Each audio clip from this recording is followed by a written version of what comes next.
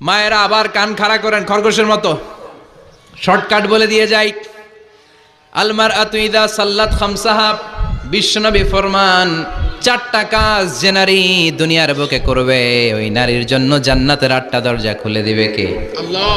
1 নম্বর আলমার আতুইদা সাল্লাত খামসাহা, 5 ওয়াক্ত নামাজ যে মেয়েরা পড়বে, সমাত শাহরাহা, যারা রমজানের রোজা রাখবে, আতাআত বালাহা, স্বামীর আনুগত্য করবে, হাফিজাত ফুরুজাহা, লজ্জাস্থানের হেফাজত করবে।